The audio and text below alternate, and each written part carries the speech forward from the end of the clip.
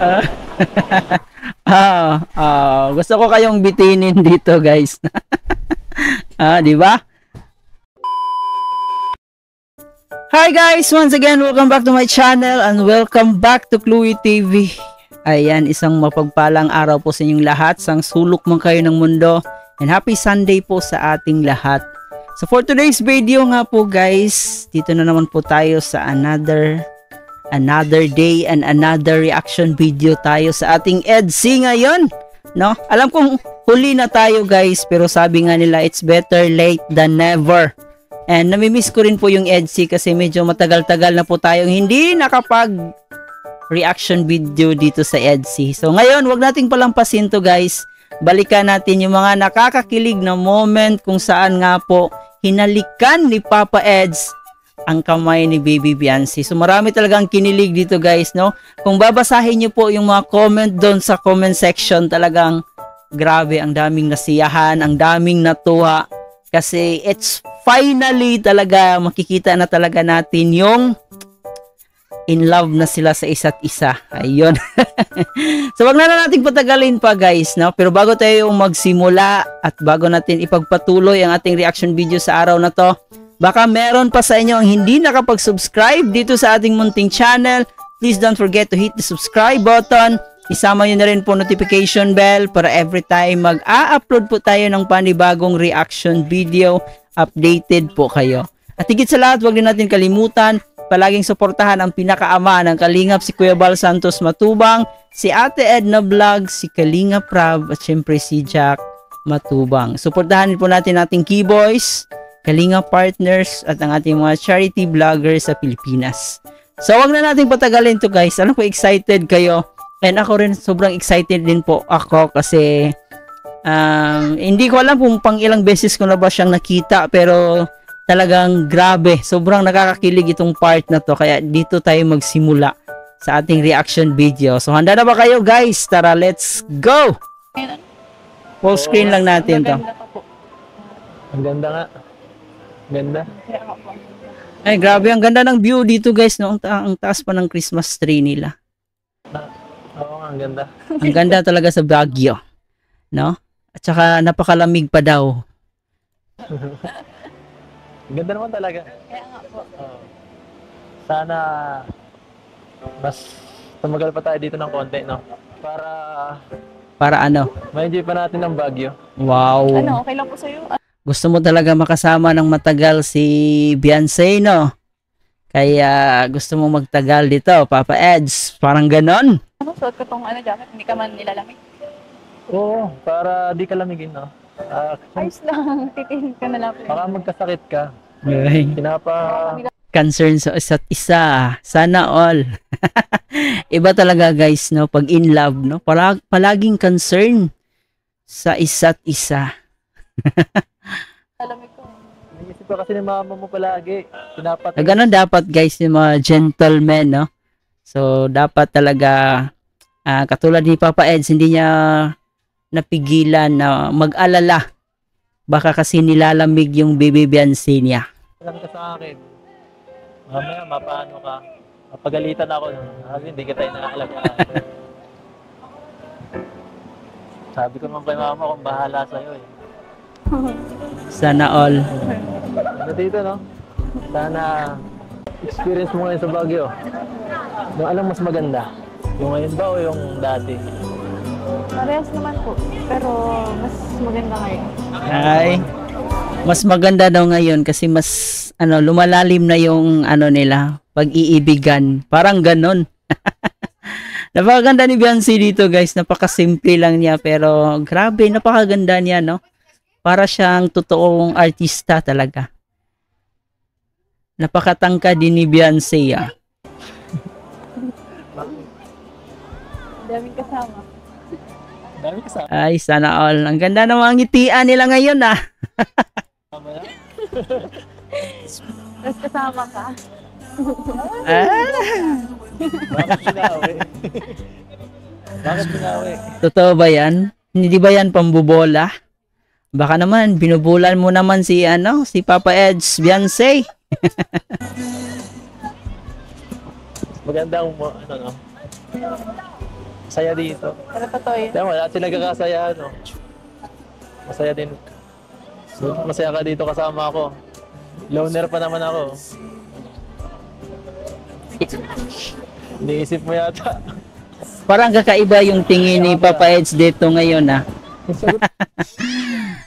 Parang may gigil na tingin si Papa Eds dito kay Beyonce, ah. Mas tanong ko nung nakaraan. Ano? Hira. Huwag mo. Wag muna. Oh, very good. Bakit? Gusto mo private lang or ano? Or next year ulit? Wala nga amin. Joke lang. Pero sige, okay lang. Grabe, ang tagal na, no? Wala pa rin aminan kahit halatang halata na. Nako naman. Ramdam ko naman eh. Ramdam ko ang lamig. Lamig. Joke lang din, okay lang. Ito lang ang malamig oh.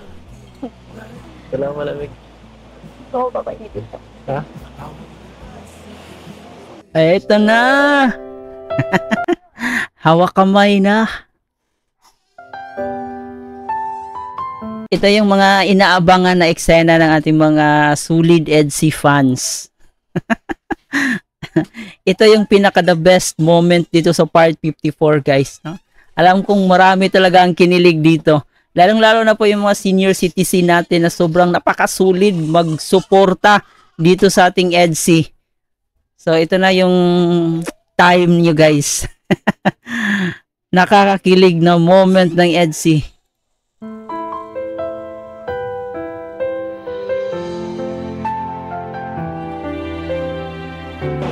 May papikit-pikit pa, oh. Lamig pa ako. Sarap. Gamitan pa natin ito. At kinahiram niyo akong jacket. Parang kinakabahan. Bakit parang kinakabahan si Papa Eds dito? May palunok pa eh. Parang lumunok pa ng laway eh, tsaka sabay pikit.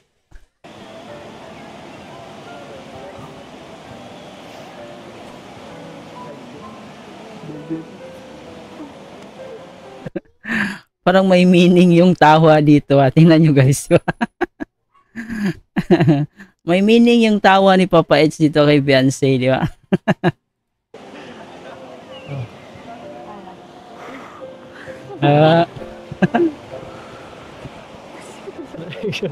Ang lamig. Punya. Tingnan nyo, guys, di ba? Kinakabahan. Kinakabahan.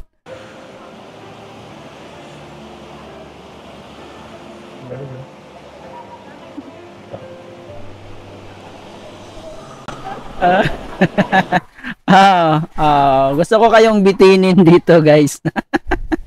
Di ba? Sana all. Oh, push pa natin. Tingnan niyo yung lips. Di ba? Dumapo talaga siya sa hands ni Beyonce. Tingnan niyo yung hitsura ni Beyonce. Na-shock na hindi alam ang gagawin. Ang cute. Ay, grabe naman. Ito na.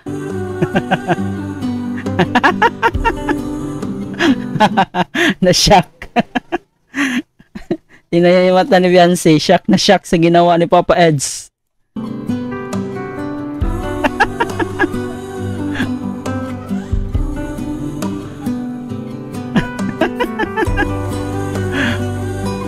Ay, sus! Alam kong kinilig na naman kayo dyan. Kaya ba, guys, pang ilang ulit nyo na bang pinapanood tong EDC Part 54? Comment nyo dyan sa comment section kung pang ilang beses nyo yung pinanood to.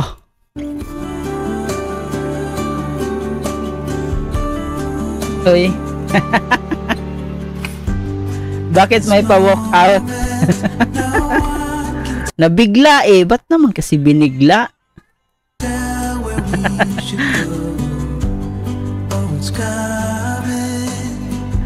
Nabigla sa halik, guys, no? Ah.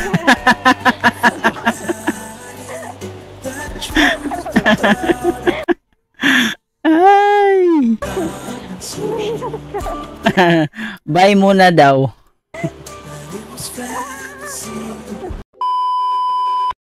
At yun lang guys ang pinaka nakakakilig dito sa part 54. Grabe, sobrang ang daming kinilig na. Mapabata, matanda, grabe ang sulit, napakasulit na yung suporta dito sa part 54 ng EDC guys. No, at tingnan nyo naman, napaka-sincere ni Papa Eds dito nung hinalikan niya ang kamay ni Beyonce. Eto na, no? Parang unti-unti, kunti na lang, no? Parang malapit na tayo sa pinaka-exciting part ng EDC. So, yun nga po guys, grabe, sobrang nakikita natin kay Papa Eds na sobrang kinakabahan siya, no? Parang yung hininga talaga niya, damang-dama natin, napakalalim ng paghinga niya bago niya gawin yung pag-kiss sa kamay dito kay Beyonce. And si Beyonce naman, grabe, na-shock talaga siya. Hindi niya akalain na magagawa yun ni Papa Eds sa kanya. Yung kiss na may pagmamahal, di ba? So, yun yung tawag, yun yung pagrespeto. So, pagrespeto tawag doon, no? So, ayun, sobrang sweet pa rin ng EDC. So, aabangan na naman natin kung ano yung mangyayari sa next episode ng EDC. Kaya tumutok lang po tayo, especially to sa YouTube channel ni Kalinga Prab. Hindi lang po yung Love Team guys, yung panonoorin natin, kundi lahat po ng in-upload ni Kalinga Prab, lahat ng programa ni Kalinga Prab, suportahan din po natin ang kanyang mga upload dito sa kanyang YouTube channel. At syempre dito na rin sa ating ama ng Kalingap na si Kuya Bal Santos Matubang, suportahan din po natin ang kanilang programa. So ayan guys, ano yung masasabi nyo dito sa ating part 54 ng EDC? So comment kayo dyan sa ating comment section. Bago ko tapusin, baka nakalimutan yung mag-like and share sa ating video ngayon. Please don't forget to like and share, and of course mag-subscribe na rin po kayo. And ayan guys, ito nga po pala si Chloe TV. Marami pong salamat.